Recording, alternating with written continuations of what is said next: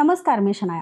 राज्य सरकारच्या महत्वाकांक्षी मुख्यमंत्री माझी लाडकी बहिणी योजनेसंदर्भात एक मोठी आणि धक्कादायक माहिती समोर आली आहे. या योजनेतनं आतापर्यंत तब्बल 92 लाख महिलांची नावे ही लाभार्थी यादीतनं वगळण्यात आली आहेत. विशेष म्हणजे काही दिवसांपूर्वी सरकारने 80 लाख लाभार्थी कमी होण्याचा अंदाज व्यक्त केला होता.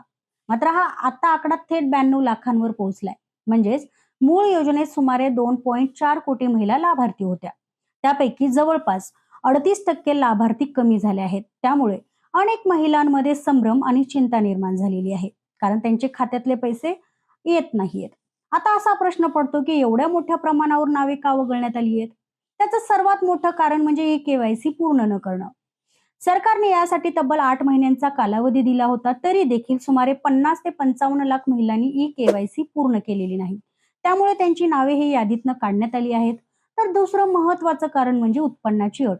या योजनेसाठी वार्षिक कौटुंबिक उत्पन्न 2.5 लाख रुपयांपेक्षा कमी असणं आवश्यक आहे. मात्र तपासणीत 12 लाख महिलांचं उत्पन्न या मर्यादेपेक्षा जास्त असल्याचं आढळून आलंय. काही लाभार्थी प्राप्तिकर भरत असल्याचं देखील समोर आलेलं आहे, म्हणजे टॅक्स. आणि तिसरं कारण म्हणजे वयोमर्यादा. 65 वर्षापेक्षा जास्त वय असलेल्या 4.5 लाखाहून अधिक महिलांना या योजनेसाठी अपात्र ठरवण्यात आलं आहे. याशिवाय नमो शेतकरी योजनेचा लाभ आधीच घेत असलेल्या सुमारे 5 लाख महिलांची नावे देखील लाडकी बहीण योजनेतनं वगळण्यात आली आहेत. आणखीन एक धक्कादायक बाब म्हणजे या योजनेचा लाभ घेण्यासाठी तब्बल 14,000 पुरुषांनी अर्ज केल्याचं देखील तपासणीत समोर आलं आहे. छाननीनंतर हे सर्व अर्ज तात्काळ बाद करण्यात आले आहेत. या संपूर्ण छाटणीत बीड जिल्ह्याला जो आहे तो फटका बसलेला आहे. उपलब्ध माहितीनुसार बीड जिल्ह्यातनं सर्वाधिक लाभार्थी अपात्र ठरल्याची माहिती समोर आली आहे. मात्र या आकड्याबाबत अधिकृत जिल्हानिहाय तपशील उपलब्ध झाल्यानंतरच अंतिम जे काय आहे ते चित्र स्पष्ट होणार आहे. दरम्यान ज्या महिलांची नावे चुकीच्या पद्धतीने वगळली गेली असतील त्यांच्या तक्रारी स्वीकारून चौकशी केली जाईल असं सरकारने स्पष्ट केलं आहे. तर दुसरीकडे या योजनेवर भारताचे नियंत्रक आणि महालेखा परीक्षक म्हणजेच कॅट यांनी देखील प्रश्न उपस्थित केले आहेत. त्यांच्या अहवालानुसार या योजनेमुळे राज्याच्या आर्थिक स्थितीवर मोठा ताण येण्याची शक्यता आहे.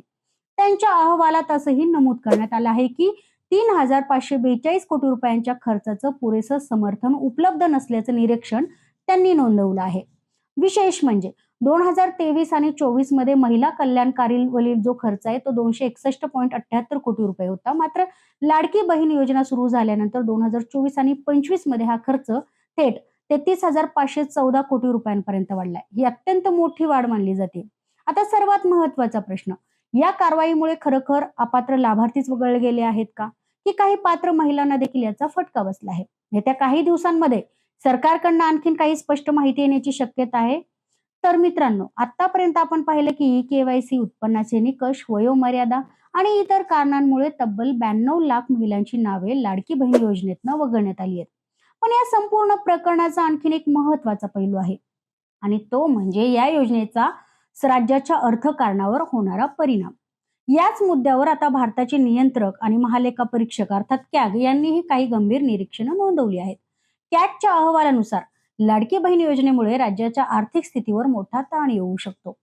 अहवालात असं देखील नमूद करण्यात आले की या योजनेअंतर्गत करण्यात आलेल्या 3,542 कोटी रुपयांच्या खर्चाबाबत पुरेसं समर्थन उपलब्ध नसल्याचं निरीक्षण देखील नोंदवण्यात आलं आहे. त्यामुळे या खर्चाबाबत अनेक प्रश्न उपस्थित होतात. म्हणजे अवघ्या एका वर्षात महिला कल्याणावरील खर्चात प्रचंड वाढ झाल्याचं पाहायला मिळाले.